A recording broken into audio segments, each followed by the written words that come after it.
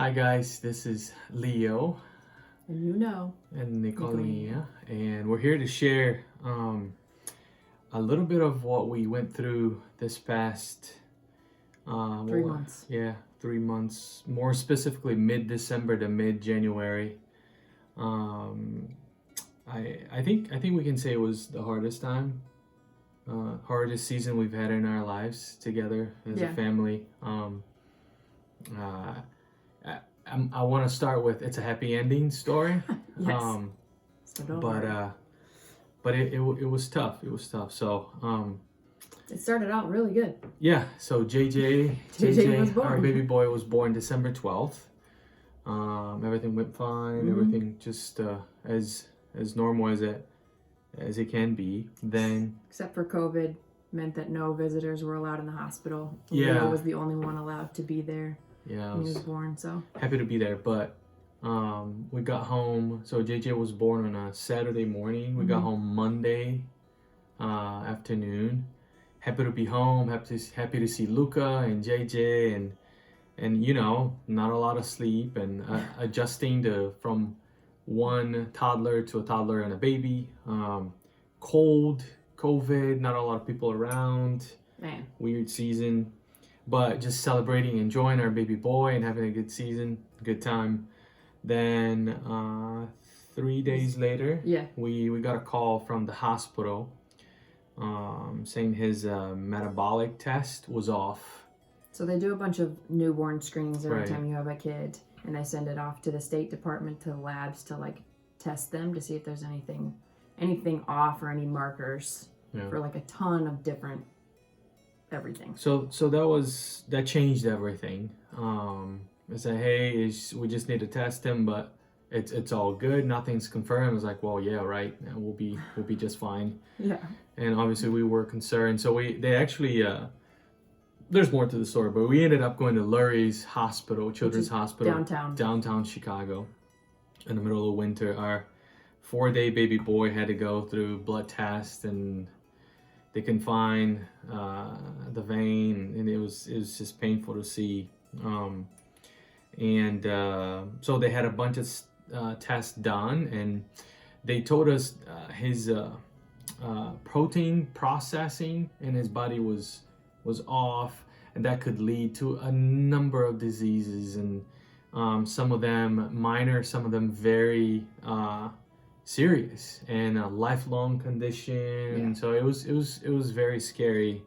I have to say it did take the joy away for a little bit. It was hard to process that. They told us, hey, you're gonna hear from us after Christmas.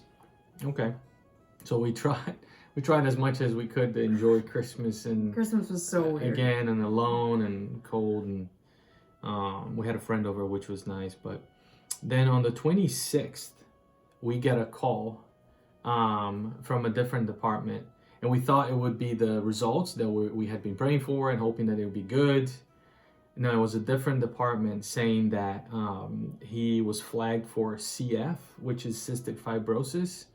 It's a very serious condition that affects your lungs and how you process fat and liquids. And we have a dear friend who has it.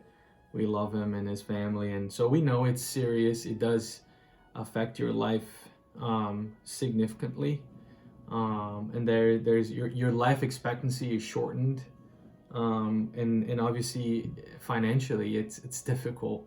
Yeah. So instead of getting results that we were hoping to be good news, we got worse news. Yeah. And Just that added to everything. that just felt like a punch in our stomach. I know. I got off the phone. And I just started crying. I was like, "What the heck? Yeah, are they gonna call us next week with another thing that's might be wrong with him?" Yeah, so we were like every phone call we were so edgy, right? So it was so difficult. And then they said we won't be able to do a test until Monday, the January 4th, and this is like December 26th. So now, leading up to New Year's, it just got harder. We never knew of the other things, and we just had this on top of it. So it was very difficult, guys. It was It's just hard to wait. It was Yeah. hard to wait and not knowing things. Like, it could be this, it could be that, and it was the list of diseases he could have was very long, so they were testing against each one of them. yeah. So the thought, I was like, he's gonna have something because there's so many options here. We were just like, okay. So we shared this with a few people because we didn't want to ruin like people's Christmas and New Year's, and I didn't even share with my family, to be honest. And I kind of regret that a little bit because I felt very alone. We felt it was tough. It was dark. But guys, God was so real. He was so close. We felt him in a way that we had never felt before. Still feeling it. Yeah, it's still fresh. It's still fresh. Yeah, we, like as Christians, we talk about Christ and how awesome he is, and we live in it. And then but sometimes life brings things to you, and that you experience him in a different, deeper, more real level. I don't know how to explain. Just your reliance on him on a daily basis changes when you're going through. We had some that people kind of thing. praying for us, and we felt the prayer. We felt that's so true. The darkness, the what we were feeling was so deep in our hearts, nothing could reach it. But God obviously could, and he did. He just filled it with his spirit, with his, and it wasn't a piece of like, hey, he's gonna be fine. It was like, I'm here, you're gonna be okay, regardless, because we didn't know at the time what was happening. Yes. One specific, I'm gonna share this, and there's so much more to share. One specific prayer was that somebody prayed for Luca, because at the time Luca was very difficult adjusting to JJ, a new kid, and didn't have all the attention. Slightly jealous, And it was very difficult, very stressful. Speaking of JJ, I'm gonna go help him out. I'll be right back. Don't go anywhere. We'll be right back. And we're back. All right, we're back. JJ had a little bit of gas, I think. Yep. Yeah, no, that's okay. But as I was saying, guys, a dear friend didn't know that Luca was being very difficult. Just prayed for us, and prayed specifically for Luca. And then I'm telling you, God used our toddler just to lift us up. He was so sweet. He's really cute. During that time. He was so caring. Even slept better. Yeah. It was like a change, like within hours. It was amazing. That's just one prayer that was answered. And then I'm telling you guys, this is a happy ending story, but even if it wasn't, we felt God so near and so real. And it's this funny feeling of this was the darkest season, but also a season that we felt God so close.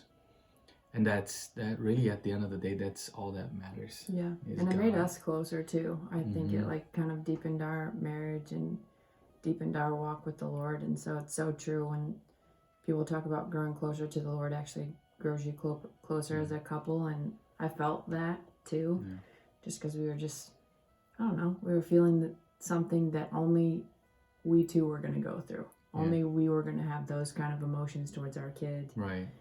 And so it was a really cool, I mean, not cool, but it was a really cool ending to that, and just realizing that we are here for each other, and the Lord has us the whole time, and we didn't have to be worried or stressed or anxious about anything.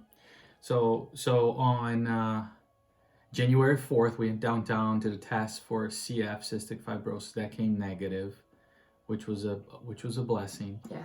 And then they did more blood tests. They wanted to rule out stuff, so they sent it to the Mayo Clinic, and they told us it would be about like 4 to 6 weeks. Yeah, so end of January. We got a call. The call we prayed for and we wanted to have, which is he was healthy. I was pretty glued to my phone at that point, and I got the call, and then I just called him at work And I just told him we were both just crying, like just Yeah, like we couldn't everything even hold it everything together. came back negative. Every single one. He's completely healthy. Mm-hmm. They closed his case. They said, don't even worry about it. Case is closed. You don't have to come back. We don't need to do any more tests. No, like Your baby boy no is abnormal healthy. checkups or anything.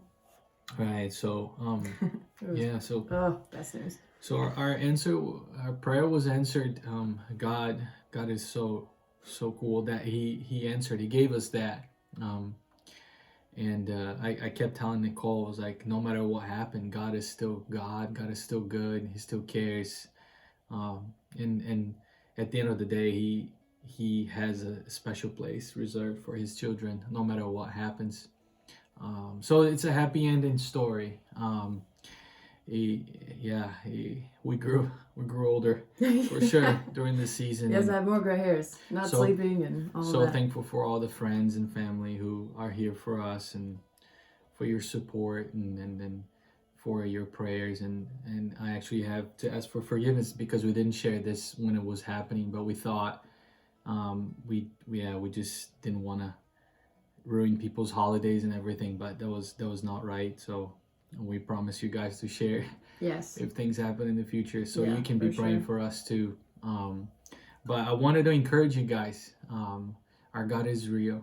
And prayer is powerful. He answers our prayers. Yes. And we've been praying for a little boy called Zeke. He's been battling cancer for over a year now, and Mm-hmm. we just saw that he's cancer free, and that was a journey for him and the family. Over a year in and out of the hospital, and um, so God does answer our prayers. He does love us, and He's still God no matter what happens. So I want to encourage you guys, keep on praying for your loved ones, especially at this season. It's crazy season. Yeah. Um, but we're here. Our boys are healthy. They're growing healthy. It's awesome to see them together. It's getting warmer. It's getting warmer. Things are really looking up. Yeah, so 2021. You see in the rest of our newsletter things that are happening within our ministry, but we just thought we wanted to really focus on this testimony because we want to glorify God and give Him all glory. Yeah. And praise Him for His love and care for us. So thank you. We pray and hope you guys are well, that you guys are healthy, that you guys are close together to your family, and that you are encouraged by listening to this testimony. Yes. We love you guys. Thank you. Bye.